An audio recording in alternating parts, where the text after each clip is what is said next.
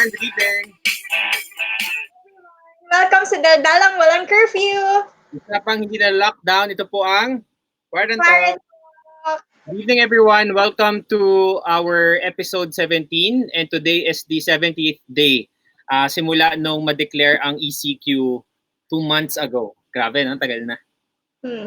Yes. Ayan. So, Jules, let's jump right into our first update for tonight tungkol dito sa COVID-19.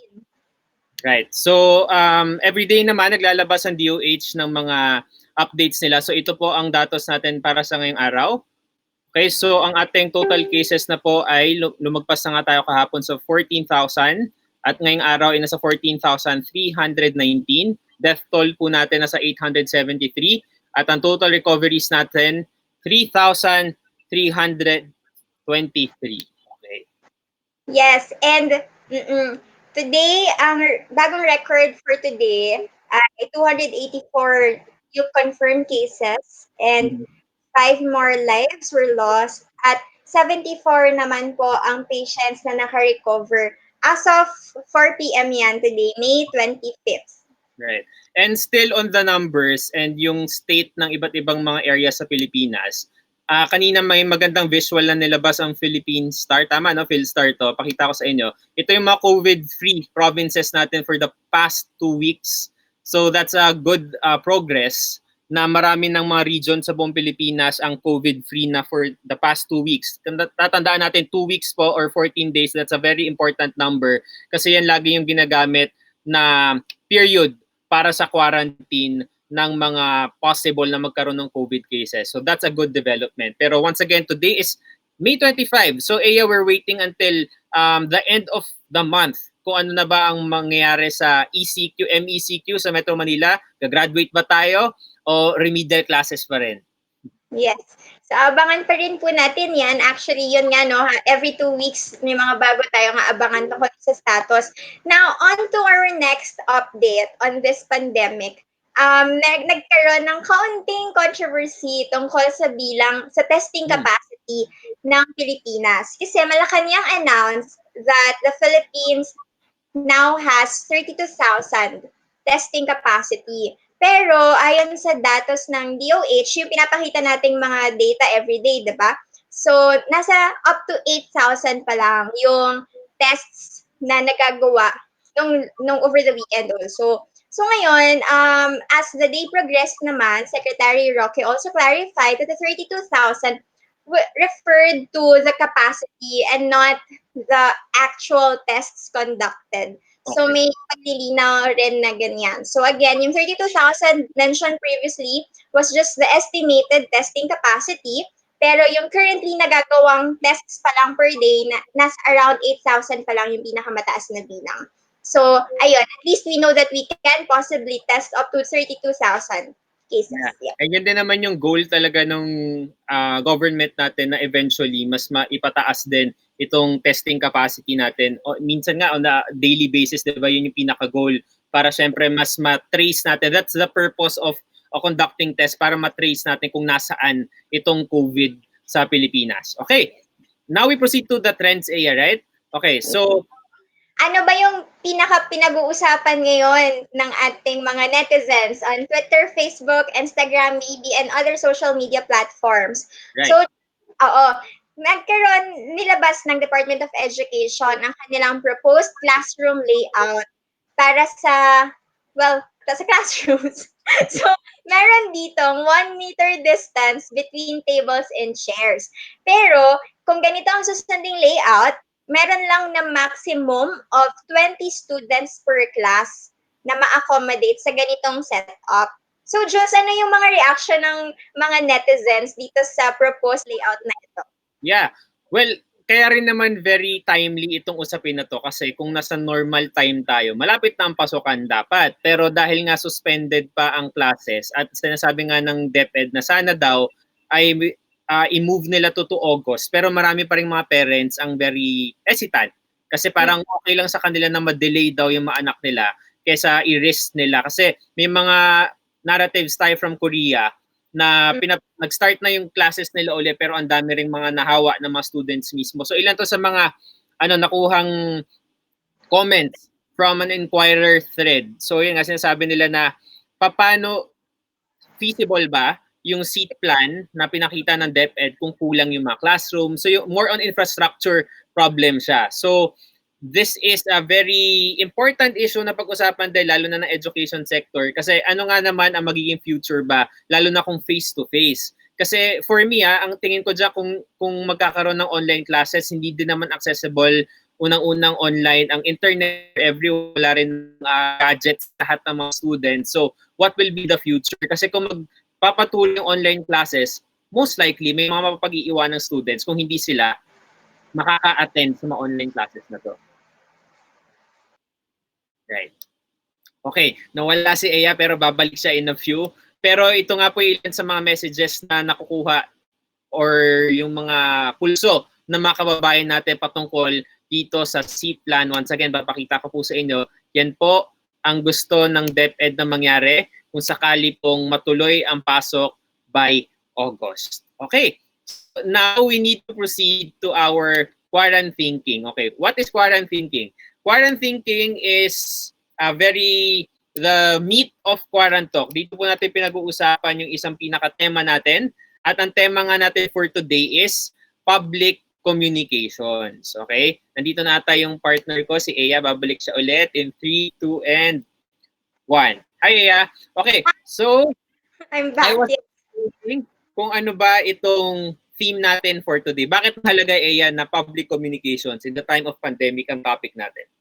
Yes. Actually kasi nakita rin natin yung trend na pinag-usapan ng trends kanina. May mga trend din ng kumakalat na misinformation, confusing data, kung saan-saan nanggagaling, plus pa yung mga opinion ng mga tao na umiingay ang ating social media at news. Pero how do we make sense of this? At paano ba talaga dapat hinahandle ang public communication sa panahon ng pandemya such that, people are guided and they're not confused, they're not panicking. So, yun yung pag-uusapan natin ngayon. And also, ano yung pwede nating magawa as citizens. So, tonight, we are joined by the Assistant Secretary and the Presidential Communications Operations Office, ASec Mon Cualoping. Okay, he will be in 3, 2, and 1. Hi, ASec Mon! Hi, ASec! Hey, Jules, Ea, and to everyone watching tonight. Late night with Jules and Ea. Thank you so much, ASec Mon. Si ASec Mon, kailan ba tayo unang nagkakilala, ASec Mon? 2016 din, no? Yes, 4 years ago when I joined the government. Right. Ayan, so actually, kailangan din po natin medyo paspasan, hindi tayo makakapag-overtime ngayon kasi merong very important message si Pangulong Duterte mamayang 11:30 and we'll try to air that too. So, straight to the first question na po tayo. Ea, go ahead. Yes. Be nice to me. Joke. ASec, let's lay the foundation and the context for our viewers. Bakit importante yung transparency and timely communication dito sa panahon ng pandemic? Yeah, I think Ea and Jules, when we began 4 years ago and we started in the presidential communications, I think we prepared sa lahat ng klaseng mga sakuna, crisis, typhoons, upheavals, political upheavals, etc., allegations on human rights violations, all those things. But I think no one prepared us in this kind of scenario, right? A global pandemic, which I think it's one for the books. There's no theory about this. There's no communication theory about this. There's no political theory about this. All the other theories that we have are based on world wars, on nuclear wars, or isolated economic crisis born out of human factors. But this one is natural, di ba? Hindi siya man-made. It's if the actuarians call it act of God. So hindi natin siya maka-quantify. So at this time, how many weeks na tayo naka-lockdown? 10 weeks? 11 weeks? 10 weeks, right? I think nandyan yung nagsimula sa takot, pangamba, confusion, di ba? And then confusion leads to angst. Some people anger and hatred. Some people supporting the government. Some are they don't support. So it's fine. That's why it is very important for us, at least in the government communications, to be really adaptive and nimble about things. We have to be very transparent. We have to say what it is because we cannot hide things.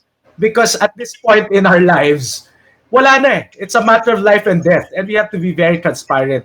Actually, I think some people may not agree with me. I know some people may not agree with me, but I think this government has been very transparent to a fault.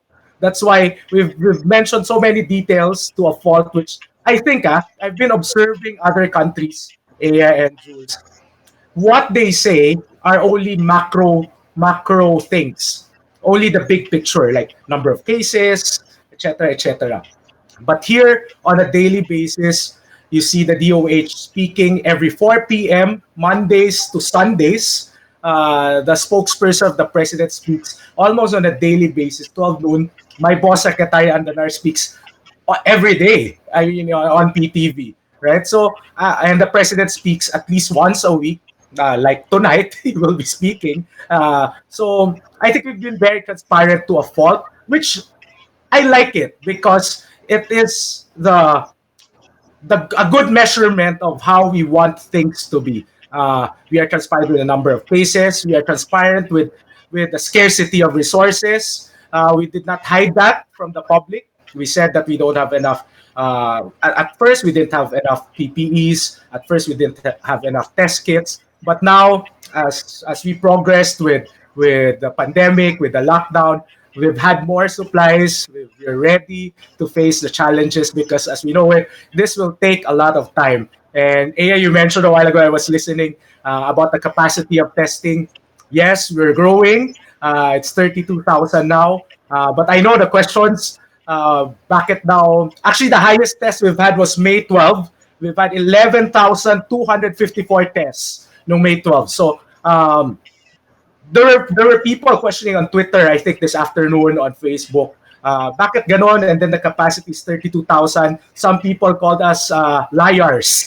But I don't think we are lying. It's just that we're telling the people, ito na yung maximum capacity natin at this point. But as we always mention, we are not, I think dito rin yung confusion, Jules and Aya, we are not doing mass testing. We are doing expanded targeted testing, which means we will test people who are suspect cases, who are vulnerable, who are returning overseas Filipinos. So if we are looking at it that way, then we must be happy that we are not maximizing our capacity, which means at one point in our lives, now in the lockdown, we've stopped the spread of the contagion, at least in that aspect, because we are not testing so many suspected cases. So, yun. Okay. Asek, on the part of communication, kasi yun nga every day, may updates tayo lagi from the government, which is good. Pero in a way, para siyang super overwhelming for the receivers of the message. Kasi every day you get new data, etc. So, ano po yung, when we talk about effective communications in the time of pandemic, for sure your team, ASEC Mon, marami kayong ginagawa para ma-achieve ko ano effective dito. How do you gauge, how do you measure that communications from the PCOO is effective to the point na beyond social media, we bring down the information to the masses? Yes, that's a very good question, Jules, because we're doing everything that we can to reach all socio-economic sectors, all generations of our society. As much as possible, of course, one of our primary platforms now is social media, Twitter, Facebook, maybe Instagram, and instant messaging. But at the same time, we never forget engaging with the grassroots, because I know millions, I think half or more than half of Filipinos are connected on social media, but there is still a chunk of our society which rely on on-air broadcasts via TV, via radio. I'm not so sure about broadsheets, but at least I'm sure about radio and TV. So we still reach out via TV and radio through our laging handa public briefing, which I think we are very, very glad that the entire media industry in the Philippines joined hands for this. The Laging Handa public briefing of the PCOO is being aired on 56 KBP stations nationwide every 11 a.m. So there is that effort to broadcast the same content for the people to hear what is vetted and what is correct. At the same time, it is difficult, Jules and Aya, because with in social media, information and the corresponding uh, feedback mechanisms, such as voicing out of opinion, posting on Facebook, tweeting. Um, it has democratized information. Maybe if COVID happened in 2001, for example, 2001, our jobs would have been easier. I think a government communicator would have a good night's sleep, 8 hours, 10 hours a day, because we will just have a press release, a statement, and we will wait for the 6 p.m. newscast and the 10 p.m. newscast, and then wait for the morning papers while eating your breakfast. That would be it. But now, everything's instant. Yeah. Everything's instant. Whether the reaction is positive or negative, it's also instant. So we are always on our toes, on our edge. It has changed the way we deliver public policy. This is not just a public policy issue. It has become a political issue. It has become a health issue. It has become an economic issue. So I don't think there's no other government communications team in the history of a republic who has faced this kind of problem. Yeah, and Jules. Kasabay pa dyan, may ABS-CBN issue, may politics, di ba? Which ako, Jules knows this. Syempre, I am a supporter of the president, but I am very open to criticisms, to critical thinking, because it is needed. It is needed. There is no point in shutting down any voice, because that goes against our basic tenet of democracy, right? That's part of freedom. Well, 5 years ago, I was in the opposition, right? I didn't like the president, but I was voicing out my opinion with the Yolanda issue, etc., etc. So now I think learning from that, because we know what was the mistake before. So now we're trying our best not to commit the same mistake. So from a communications point of view, Jules and Aya, I think the main difference from now and maybe before, we're trying to show to the world that the government is on top of the situation, that the government is driving things, despite maybe some misgivings from some people, which is understood, because Jules himself mentioned it, there may be an information overload. Diba? Parang sobrang dami na nang nasabi, hindi na natin na-highlight ano ba talaga dapat yung maintindihan ng tao, ano ang dapat na malaman ng tao. So, ginagawa kasi natin lahat na eh. So, yun. That's our Okay. dilemma. Yeah. Maybe this is also the time, maybe you can help our viewers, our public, make sense of what's going on with all the noise and the news that we're hearing. How do we make sense of different offices and different government agencies having different data or different wording that may cause confusion? And maybe you can tell us, how is the government working on the communication strategy maybe of this pandemic? How often do you meet? What is it like being in the government now? Yeah, I am one of the representatives of the PCO in the interagency task force. So I sit down in the IATF meeting. So I hear everything. I hear all the discussions, and it is quite unfortunate that there are some individuals within the bureaucracy who are not aligned with what's supposed to be said, right? Or to be consistent with what is supposed to be laid out to the public. So it adds to the confusion. But at the end of the day, we try to correct it, and we keep on saying that only the spokesperson is the authorized person to speak about COVID-19 and on behalf of the president. But the president also has reminded all of us that when it comes to the pandemic, to the virus itself, it is the Secretary of Health or the Department of Health which has the authority to decide on those matters. That's why there are some the president, some people may think he's an authoritarian, totalitarian, di ba? Ano natin, strongman and like that. The president loves to listen to discussions. That's how meetings go in front of him. He listens to the economic team, he listens to the health team, he listens to the security team. That's why it takes a lot of time for a meeting to be done and for a decision to be made. That's why may mga issues. Bakit sinabi niyo 11 p.m. mag-announce na tapos hindi na tuloy yung broadcast? Bakit the following morning na? Because the press is taking a lot of time. Make very careful in the decision process because learning from other countries when they eased up restrictions, tumaas ulit ang cases. So it's a hard balance, di ba? You want people to eat. That's why you want to protect the economy.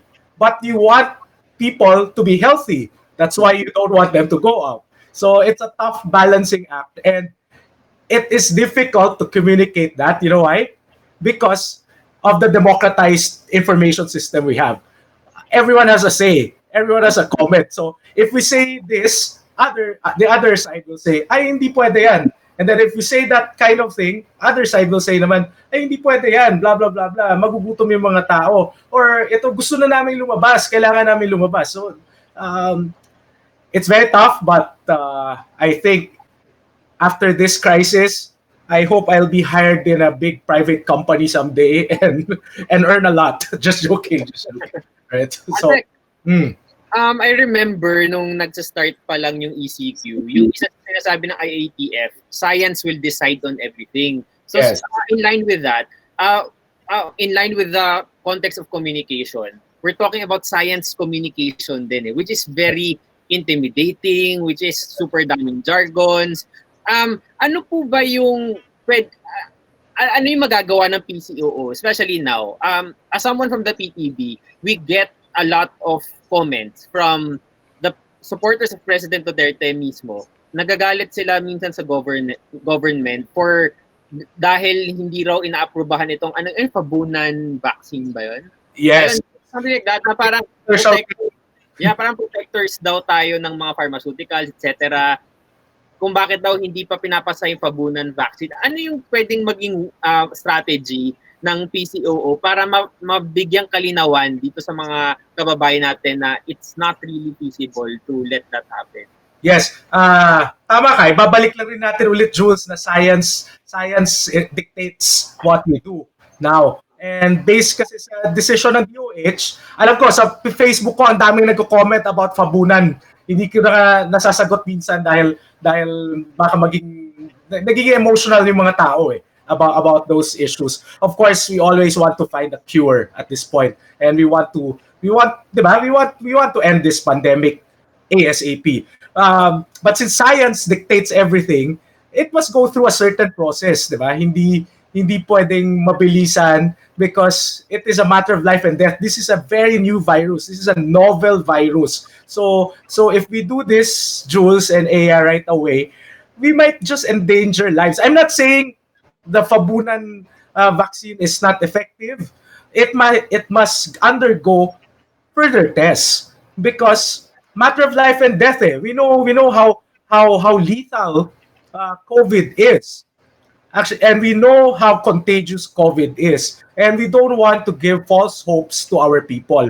What if we say, okay yan, tapos hindi siya tested pa talaga eh. So it takes, in science, in the medical field, they always tell us in our meetings that for a certain thing to be accepted, dapat peer-reviewed on top of being researched and tested by your own institution or the individual who discovered the vaccine or the cure. It should be peer-reviewed, which means the Europe, US, or China, or other countries in ASEAN must be able to look at it. So there's a certain process. And I heard somewhere that from one of the officials that if ever, the group of Dr. Fabunan should start that process now for it to be accepted by the global peers of medical. There's on them to prove it, no, ASEC? Yes, although the government, of course, is finding cure. I know, ang problem yata kasi wala daw sa FDA. That's what I heard. I will have to check on that. But what I heard is wala daw sa FDA. So how can we check? So, but I'll have to double check baka ma-misquote ako dito. So, but I have to double check. So, kasi I'm sure if nandun na yun sa FDA, kikilos at kikilos. This is very urgent, di ba? And who doesn't want to be, ayaw ba natin, Philippines sa makahanap ng cure? Di ba? Sa isang global problem. So, yun yun. ASec, as before we wrap up the discussion, can you maybe remind us, how do we battle fake news that's being rampant? Diba, marami inconsistencies. So what can we as citizens do also, and what should we watch out for? I think Aya and Jules, fake news is such a complicated thing. It can be. Jules asked me this a couple of weeks ago. What is the difference between misinformation and disinformation? I think misinformation is just, I find it very innocent. There are certain people, I get reports. I don't have a Twitter account. I had a Twitter account pero nalambas ako sobra no 2016. So deactivate ko na lang siya. Inaway ako ng inaway. Baka iba lang yung interpretation on certain things, pero hindi necessarily fake news. So iba yung natutweet, iba yung napopost, iba yung nako-comment ng tao. But this information, this one I really hate because there is an effort to discredit the institution. It goes both sides. It's discrediting the president or discrediting the vice president, discrediting the administration or the opposition. It goes both sides. Hindi ako naniniwala na DDS lang ang masama, hindi rin ako naniniwala na Dilawan lang ang masama. I think both sides. We've seen that. You see that, di ba? Wild yung mga tao which I understand. People can be very passionate. I am very passionate defending the government. But at the same time, when you defend something and when you voice out something, you make sure that it is vetted, it is authentic in a way na tama, na truthful ka. And syempre, at the end of the day, may spin pa rin yan, editorialize yan konti because that's your opinion. And hindi pwedeng sabihin kasi na tanggalin ng bias. Sorry, napunta na ako dyan sa mga ganon. But it's true. Walang tao na walang bias. Diba? Walang tao na walang bias. Kasi pag wala ka na, hindi ka biased na tao, you're not thinking anymore. Right? You're a robot. Kasi pag sinabi sa yung yes, yes ka lang. Pag sinabi sa yung no, yeah, no. Ganun lang. That's not right. That's not how we raise our youth. That's not how we engage with our citizens who are supposed to be the backbone of the government, where the power emanates from, right? The people. So how do we dismiss this information? Hopefully by churning out correct data. But at the same time, of course, it is quite unfortunate there are some people who make things who confuses things, right? Because may mga ibang terms na ginagamit and doon nangyayari ang confusion. That's why I don't dismiss. If Jules is my Facebook friend, he would know I don't attack. I attack some people, but for if there are certain issues, I don't say na fake news sila. I answer them back. I give them data.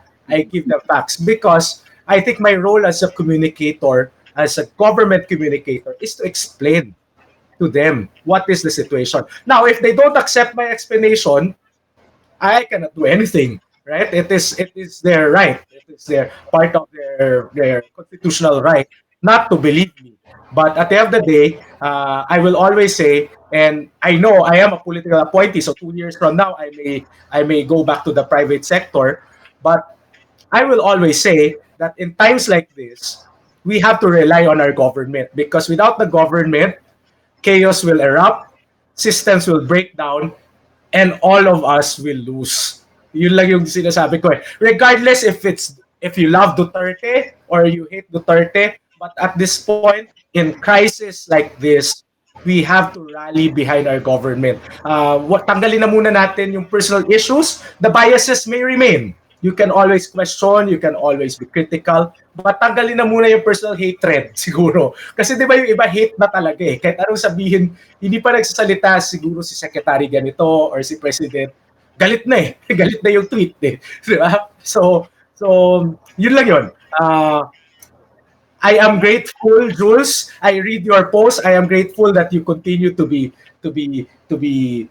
critical. You continue to be strong-willed about things because that is very important. That is very important because it keeps our government on our toes. It keeps our government be more proactive. It keeps our government more engaging with people like you, with the other side of the political fence, with across all segments of society. As long as hindi security threat, di ba? Ibang issue yun. That's a different issue. But exchange of ideas, voicing out opinions, it is very important. Di ba?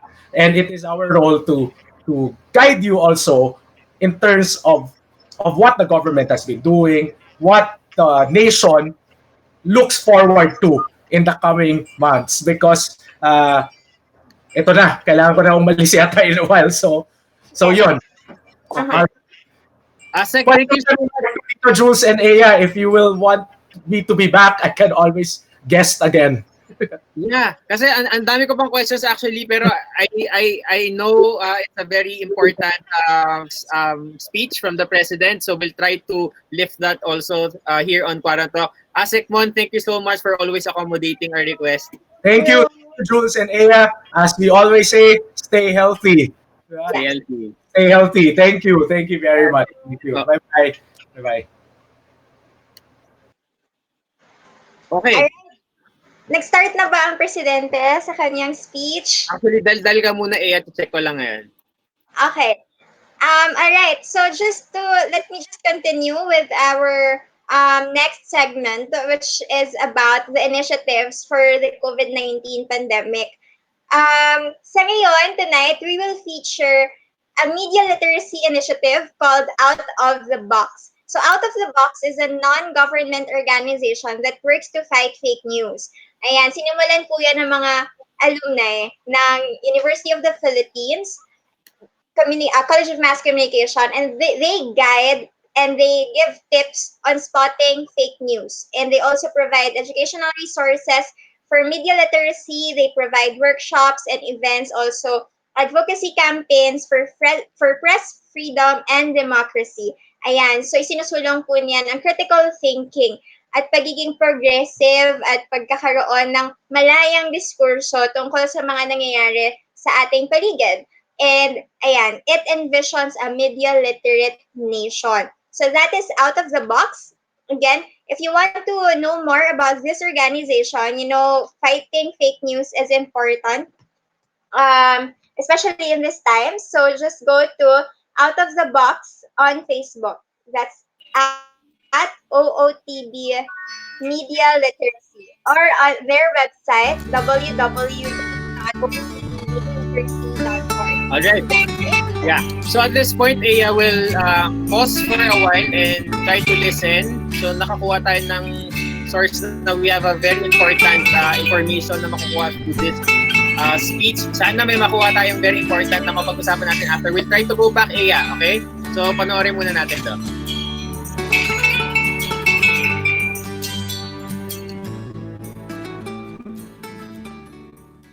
I remember distinctly very well that noong napag-usapan yung 200 billion ang bibigay ng Congress, sinabi ko sa Tagalog, although broken, because I really do not know how to talk well. It's a mixture of Visayan and Tagalog in Davao. Sinabi ko, wag na wag ninyong do not fuck up with this pera, because it's really a blood money now needed to keep the nation alive. So wala akong I would listen to Secretary Duque, but I gave him the instruction, and I admit it in public now, sabi ko sa kanya, do everything you can. Sabi niya, there's so many proposals, so I do not care. If it's not cheap, if it is expensive, just go ahead and do something about it. Kasi ipit na tayo dito. And those were the early days. I remember yung ipit ako, I was boxed in a corner. Sabi ko sa, even the task force, please do something about it. And the task force is a task force. It's composed of many talents there. Kung ang utos nang galing sa akin, correct.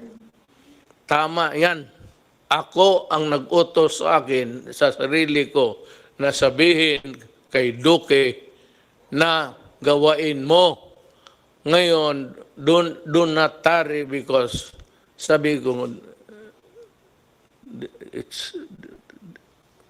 there's no more room in the hospital. And alam mo, sa totoo lang, a pandemic is pandemic.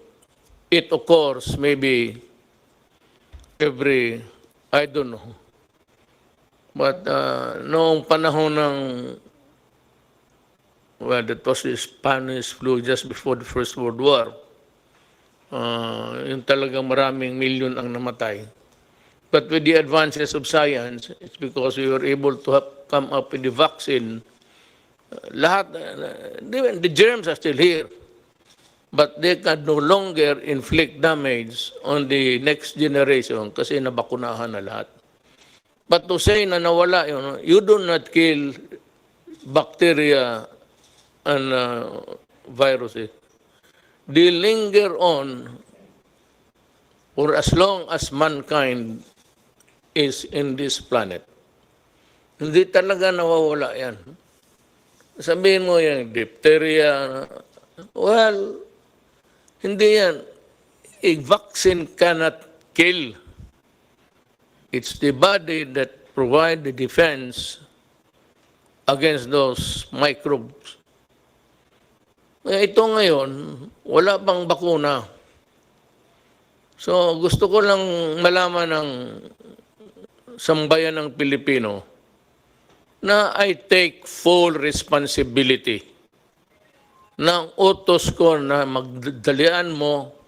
Wala akong pakialam kung saan ka magkuha, magnakaw ka. And I remember saying it, I do not care whether you go and steal, borrow, or kill a person to get what needs to be done. We would want to start with some explanation to be given by ASec Lao on the purchase of PPEs and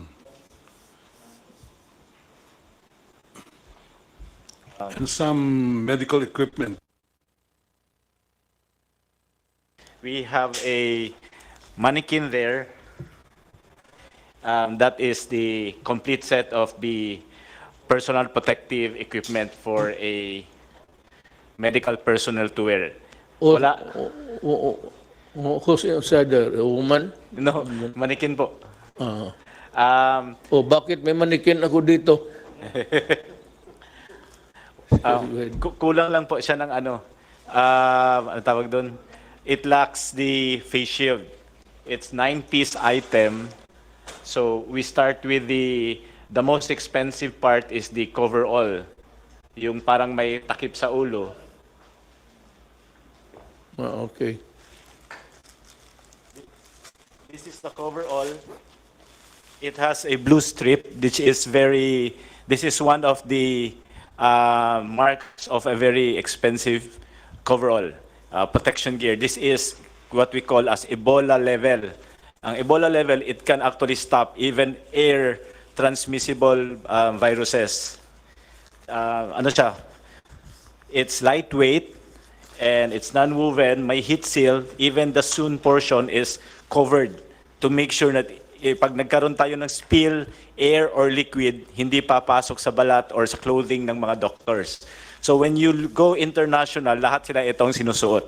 There's only one country who's not wearing this, it's Korea. Korea has the same item but no heat seal. That's why even yung Korea companies that's trying to provide supply sa Philippines, we cannot accept their item because it's not heat sealed. Now, the difference between heat sealed and not, it's almost 200 to 300 pesos. So, mahal kasi. We have a price from DTI. There's one company known as Conweb. They are producing PPEs locally that will start on June this year. So we will be buying it at 850 kasi local, but the materials will still be imported from China. But this one imported to at least 1,100. That's the statement of Senator Lacson, yung 1,097. This is one. Kasi this is actually 1,100. So when you say, they say PPE sa DOH, that's just the coverall. Now we have locally made items like this. Yung mga local kasi hindi siya medical grade. Tela ang gamit, fabric. So pag fabric, may tendency yun na papasok yung tubig. So hindi siya protective. It makes you feel secure, but it's not actually medically safe for you to wear. So let me interrupt you. Yes, sir. So do not buy that kind of overall suit. It is a plastic one that would place the health workers, even if there is just an iota of chance na buhay yan. Tama yan. Yun ang binili mo? Yes po, this high grade po. Yes, sir. Tama yan. Walang problema. There is a standard set by DOH and FDA. Ano po to, international standards, and we're following that. We don't go below kasi nga the company can be sued, we can be sued. I agree with you. Then the next po, we have the goggles. Yung goggles natin, there are many types of goggles. That goggles po, meron siyang butas but not direct. Pag direct kasi, pag may fluid, papasok siya. So may ventilation, but it's called the ventilation na indirect kasi may valve. So air can come in to make sure you will not perspire. The goggles is anti-fog para hindi siya mag-fog. And at the same time, may ventilation so that there will be no moisture. So pag wala siyang ganun, ang tendency you sweat, magpuputi-puti. The next one is we have two types of mask pinapasuot natin sa kanila. Both. We have the N95 or the KN95 and we have the surgical mask. Where is the other one? Nandun po. The other is a surgical. The blue one is the surgical, the white one is the KN95. Okay. It's the standard set by DOH, double mask po dapat ang suotin. And after that, we have the lab gown. The lab gown is isolation level. So the coverall is protective level, even air and water hindi makapasok. The lab gown is isolation level. It means pag nilagyan mo siya ng tubig, hindi papasok. Pag nilagyan mo ng pressure, saka tatagos yung tubig. So there are a lot of cheaper lab gowns, but they cannot pass kasi po pag nilagyan mo ng tubig, tatagos lang. So it makes you feel safe, but medically, if you're not aware, you are risking your life if you do that. Okay, let me again, pardon. Sinong nagbigay ng specification? DOH and FDA po. Okay. So it's more expensive. Yes po, because it has to meet the standards. Ito po lahat naka-standardized. Even the gloves, sir, is it's powder-free, textured, and either latex or nitrile. Hindi pwede yung PVC or other types kasi masyadong manipis and hindi medical grade. And ang advantage po lahat ng sinusuot ng mga doctors natin, kahit yung head cover and shoe cover, it does not promote growth of viruses and bacteria, which is very important. Kaya hindi po pwede yung reusable. May binibenta mga reusable sa market. They offer it to us, we send it to DOH. Ang risk kasi pag reusable, pag hindi siya maayos, pwede ka mag-contaminate. That's the explanation to us given by DOH. So it's high risk. Again, I interrupt you. Do not ever do that. Yes, sir. You just throw it away. Yes, sir. If you place a person in jeopardy, he is working, lalo na yung mga doktor, they're fighting for life. Tapon mo na yan. That's the reason why we are spending money. And we will spend money. I said, we can always sell everything that we have. Tapon na ninyo yung, kasi I read. Yes, sir. So sa kanila, yung sabi, goes into the trash can pagkatapos. Paghubad nila, tapo na sa trash can. I just would like to provide you feedback that the director of UPPGH, Dr. Gap Legaspi, had expressed to me that they're very, very satisfied with the quality and the level of protection that these PPEs provide their doctors. Kaya yung infection rate daw nila bumaba, Mr. President. So that is the same is true for all of our other hospitals who are now using this personal protective equipment. That's why I'd like to thank USEC Lloyd Lau for really ensuring that our healthcare workers, doctors and nurses are fully protected using the level 4 PPEs as we have specified. Pag panahon ito, medyo some say na nag-flat na tayo. But ang problema, the number of cases is going high. Some 14319, 14,319. Sabagay, the only good thing there going in our favor was that the recovery rate is very high. 3,323 ang death, 5 lang bago. Total of active cases 10,000 lang. Ano ba talaga itong, are we on the second, third, fourth, or fifth wave? Or no wave at all? Mr. President, we're actually on the first major wave, major po, of sustained community transmission. Yung pong nabanggit ko na second wave and my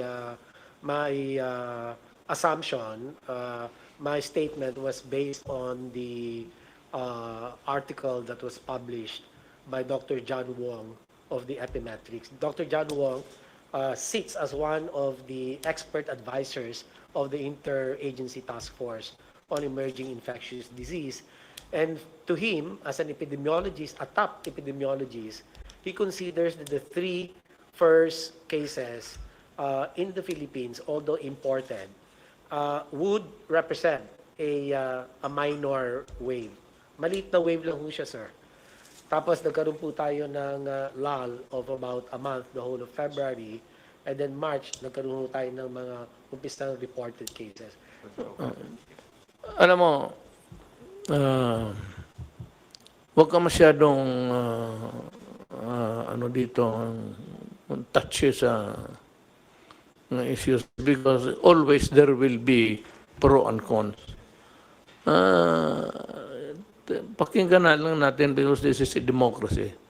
Kaya lang, but democracy, there is the favor of attacks. Issues plus attacking the guy personally. So, alam ko ikaw, you're hard-pressed. And I know your situation. You just tell us if that is the one that's in your the gray matter between your ears. Eh, di sabihin mo, ayaw ninyo maniwala, bahala kayo, basta ito yung akin. So that maybe you should adopt that kind of attitude. So be it. If I committed wrong, as long as there is no malice there, kaya ito na expensive. Hearing out now ni Atty. Lau, tama siya. And I would even caution, I said, do not recycle. Because recycle, you have to, yan ang ayaw ko. In recycling, you have to worry whether or not it will cause a new infection.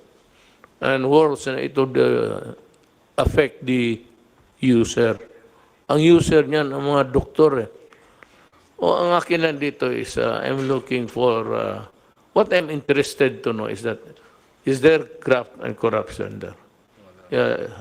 Was dirty money change hand? Kaya talagang, pagkaya na, wala na tayong pinag-usapan. Talaga maghiwalay-hiwalay tayo.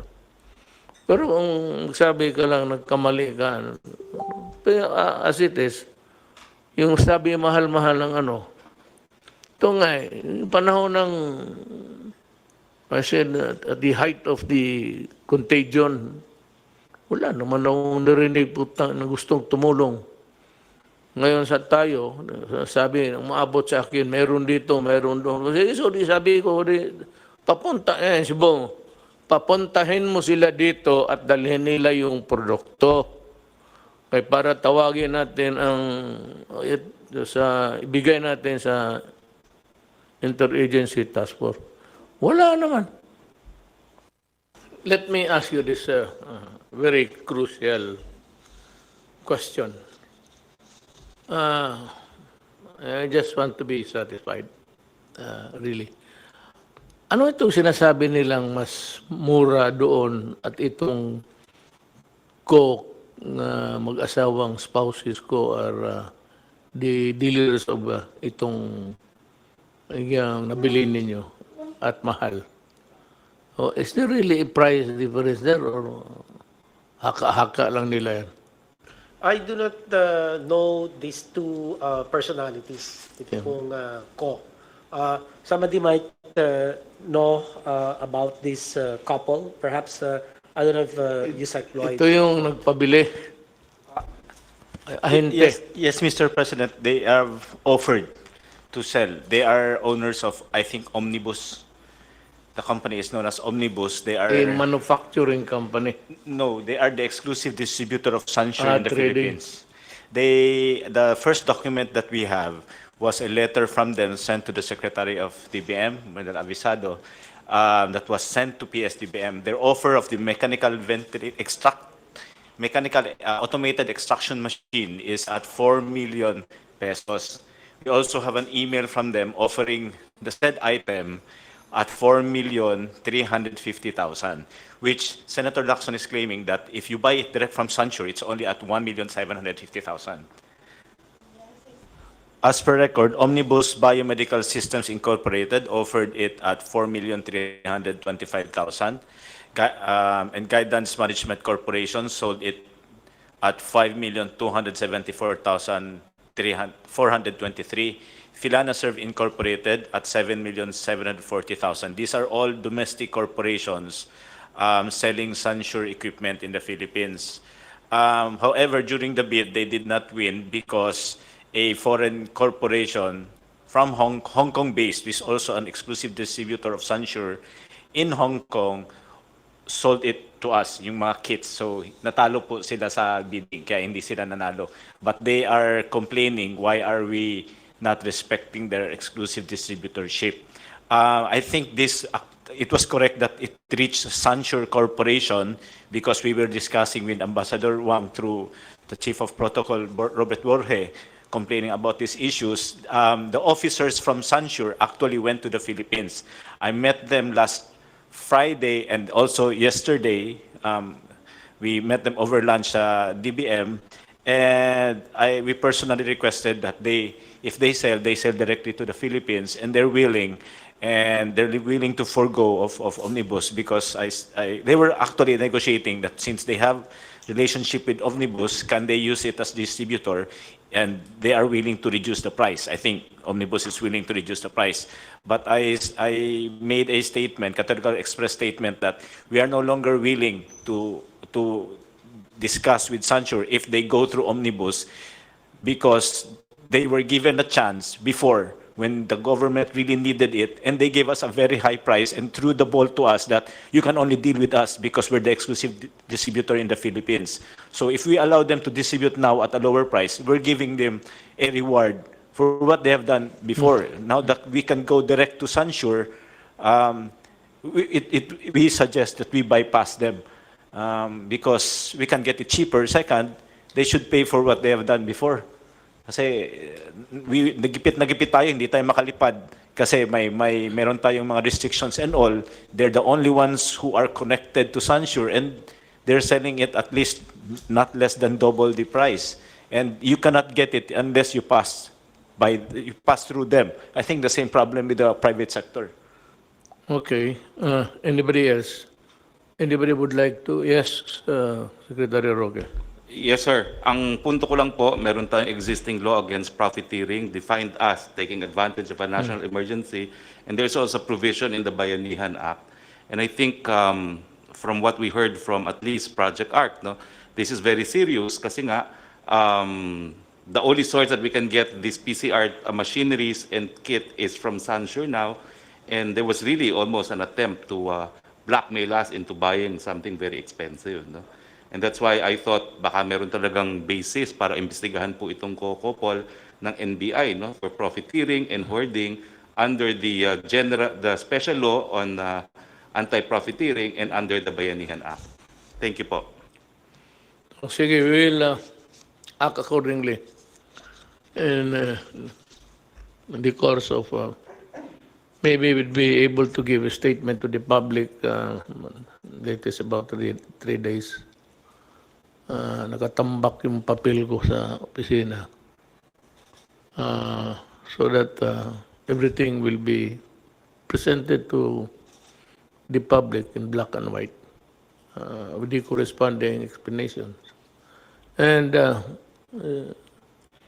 NBI should study the matter very, very carefully. Kasi alam mo, itong mga putang inang negosyanteng to, whether it's really an issue of humanity and the greed, yung hoarding na ano, you cannot, it's part of the business practices which you may call not even obnoxious, it's repulsive to the human mind when you start to think about it. But let's look at it on what it is legally. Sans the maybe yung mga suspicion, whether it is like that. After all, it's not easy to charge a person. I still believe in the the NBI has the probable cause, then go ahead. But I still believe in the what accruing to government people working, the presumption of regularity in the performance of their duties. Dito na naman tayo sa sa more serious problem coming up is the issue of the OFWs coming in. Sa pagka ngayon, meron tayong 24,000 stranded in Manila. And they are stranded in the sense that they are not allowed or they cannot go home because the local governments are not accepting them.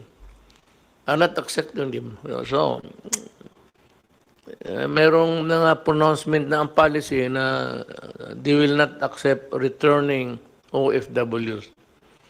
Ang masama nito, kasi pag ganun ang behavior natin, Secretary Bello says that there are about 302 coming in a short while, and 62,000, 302 and 62,000 are expected to arrive as soon as our airports are open. In the, not really confusion, but in the desire to protect their respective territories. Ganon man. And I can say that if that is the way they would handle it, like somebody who's really a chieftain of a city or province during a pandemic time, okay yan. Pero alam mo, Hindi naman lahat talaga nagkasakit. And it is very cruel actually to deny them to go home. Nandito yan sila sa hotel because they are not or they cannot go home. First, because of lack of money and resources. So I have instructed, was it last night, through Secretary Roque, that I am ordering the use of all government assets, whether it's really the air or the sea or the transportation owned by government, that they should be utilized in accepting and probably delivering them to their, if possible, delivering them to their homes, to their families. Na itong coming na 302 is it's a big worry. Now, yung 62 na dadating shortly, pag hindi ninyo tinanggap yan, magkagulo tayo ang Pilipinas. Now, let me be very clear. Let me talk about legality para wala tayong sakit ng loob. Nobody but nobody can really stifle the right of whether he is trying and working outside and coming in, going home. Nagkaroon lang itong temporary an aberration in the movement of people because of the COVID. Ito ang sasabihin ko sa lahat. I said nobody but nobody. And only the national government can impose restrictions on travel because it is the only agency who can declare that there is an emergency of national interest. The issue is national interest. And that power of declaration is not shared by anybody. It's the national government. Ngayon, may mga syudad na ayaw nilang tanggapin. You know, I'm ordering you to accept them, open the gates of your territories and allow the people and allow the Filipino to travel wherever they want. Yung sequestration ng tao o lockdown should dovetail the national policy. Or better still, as not to confuse the people, you are not allowed to unilaterally declare na ganito, you are closing the entry, the egress and ingress ng tao. Mahirap yan. Pagkagulo tayo, kanya-kanya kayong... So, if you want a measure to be implemented in your local government unit, ask permission from the task force. Because, alam mo, it involves many issues. One, in the name of humanity. Two, is the constitutional right. And ito yung pinakamabigat. It is the constitutional right of people to go home, to travel and go home. Do not impede it. Do not obstruct the movement of people because you run the risk of getting sued criminally. Ang agency, because it is the national government who declared there is a national emergency involving a pandemic, an issue of health, that power cannot be shared by anybody else. If you want, as an adjunct of government, maghingi ka ng permiso sa task force. They are the better position really to assess. Kawawa itong 24, so I'm ordering, sali na yung pera sa, kung may naiwan pa, sa 200 million, gastusin rin ninyo yun para sa pag-uwi ng tao. Because the reason why they are here is connected with the issue of COVID. Nagsiuwian ito, diniport, kasi nga may pandemic involving the entire planet Earth. So the reason why they are deported or forced to go home is because of, well, maybe so as not to have a contagion involving a lot of, in numbers. To contain it, ito yung mga ating mga kababayan, pinapauwi. Tanggapin natin sila. Sir, yung pong order ninyo na 24,000 OFWs, lahat po yan ay na-test natin using PCR at lahat po yan ay negative. Kung sakali lang po na may makakalusot na nawala yung kanyang result at siya ay dumating sa LGU ng walang papeles, ang advice po natin sa LGU, tanggapin ninyo at ilagay ninyo sa quarantine hanggang dumating yung kanyang result. Sapagkat yung pong 24,000 po yan ay tested negative po sa PCR. Yeah. Opo. Doubly, more reason really for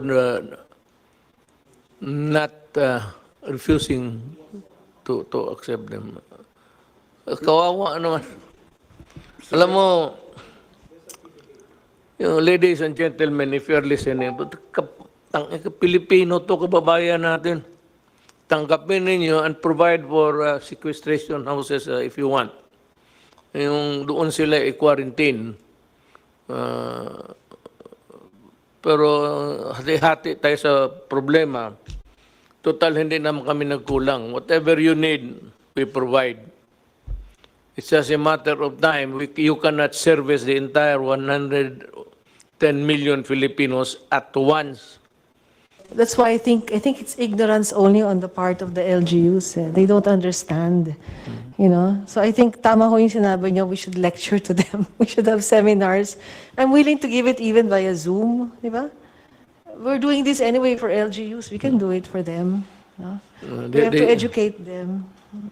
Mr. Well, anyway, President, the 4,000 will be home to their own provinces by Thursday.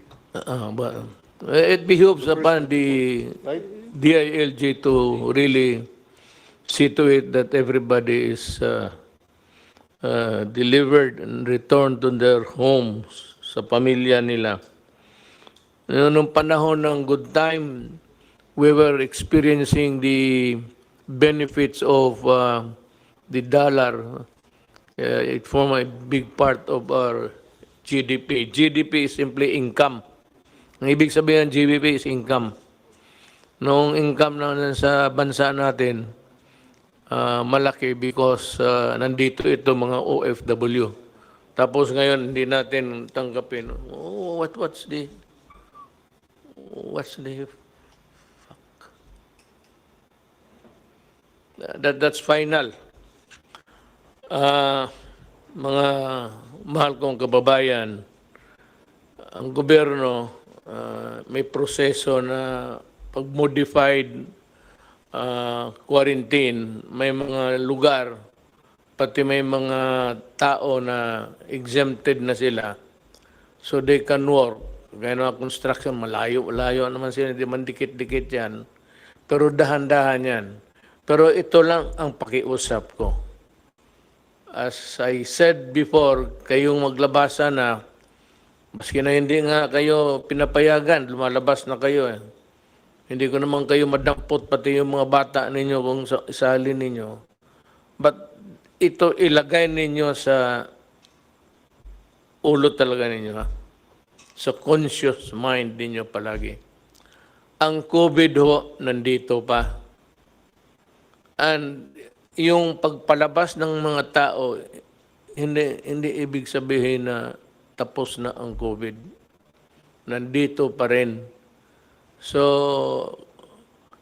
kung gusto mong lumabas ngayon, sa ngayon, wala pang medisina, walang vaccine, at your own risk yan. Kung maglabas ka, sabihin mo, wala mang mangyari, magandang antibody ko, gano'n, okay. Pero pagdating sa panahon, at nagdelirium ka na, at ginamit na yung ventilator, yung ventilator is the last chapter sa hospital. May lagnat ka, tapos may oxygen.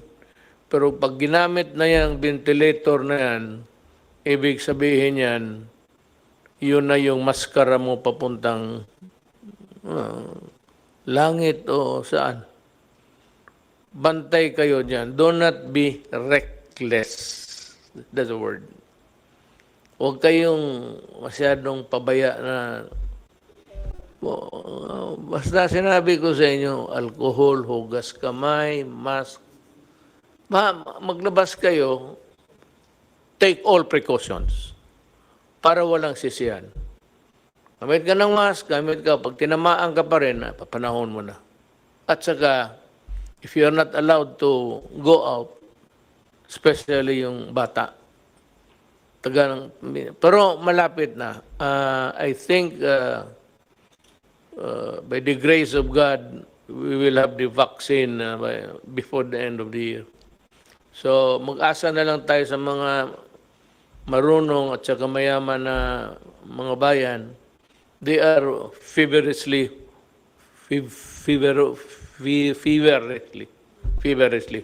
working on it. Pag nandyan na yan, ako na ang magsabi labas na. Pag hindi ka lumabas, hilain kita sa labas, dito ka. Sige, pasyal na kayo. Kaya may bakuna na yan. Bakuna mo na dahil na bahala na. But without the vaccine, it's really danger. It spells disaster. So, mask, hugas kamay. Mga bata, wag muna. Yung opening ng classes, that's a very... I will not allow the opening of classes na magdikit-dikit yung mga bata. No? Bahala na, hindi na makatapos. For this generation, wala na matapos na doktor, pati engineer. Wala. Kasi hindi na, wala nang aral. Laro na lang. Unless I am sure that they are really safe. It's useless to be talking about opening of classes. That's probably bad. Para sa akin, bakuna muna. Pag nandiyan ang bakuna, okay na. So, remember that. Pati yung mga mayors, governors, kindly remember that they are Filipinos and that there's only one body, the government through the task force, who can make pronouncements about lockdowns, about quarantine or sequestration of whatever. Mahirap yan. Isa lang ang gobyerno. The national government makes the pronouncement. You just follow. And itong sabi nga ni General Anyo, ito, tinamaan rin ito ng COVID si General. Sabi niya, in 24, on his oath of being a public officer, when you talk about official matters in an official discussion, your word is always under oath. So, sabi ni John Anyo, safe yan. Pag magkamali, may reinfection, then we will act accordingly. But anyway, he's the one who would i-husband niya yung dual setup. Maraming salamat sa inyong lahat.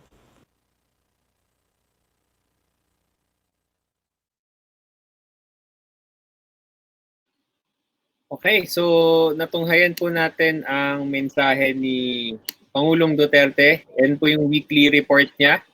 And mostly nag-revolve yung discussions niya sa procurement ng government on PPEs, sa OFW repatriation. Kasi nga, around 24,000 na OFWs ang stranded dito sa NCR at hindi pa sila mapabalik. Pero may mga nakabalik na rin, may mga pinayaan na lumipad.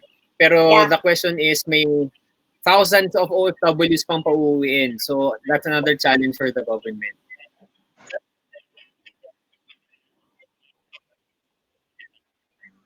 Yeah.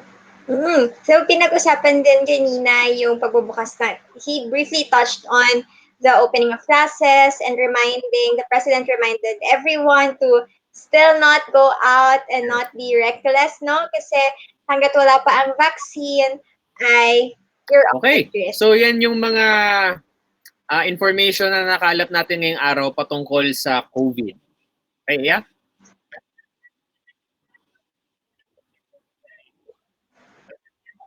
Yes, so ayan. So guys, see you ulit on Wednesday. And again, of course, on Friday. So we air Mondays, Wednesdays, and Fridays. Kasi on Wednesday naman, tuloy-tuloy pa rin yung QuaranTALK natin. Pero sa Wednesday, medyo Yes, lighter para ang sa topic, mga diba, Jules? students or alumni ng UP, UST, DLSU, Ateneo, alam ko naman marami sa inyo tambay sa Trash Talking Group, Big Four Trash Talk. Okay, so yung mga admin po nila makakapanayam natin at pag-usapan natin kung anong klaseng culture yung nabuo dito.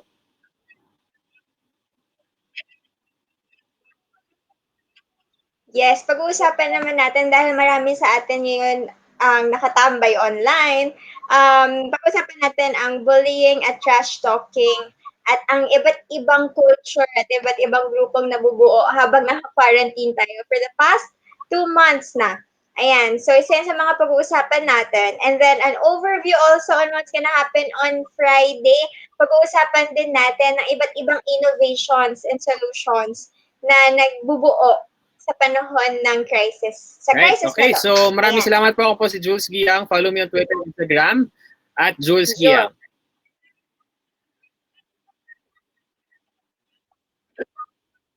Yes, and I'm Okay, nawala po si Eha pero maraming salamat po. See you all on Wednesday. Good night, everyone.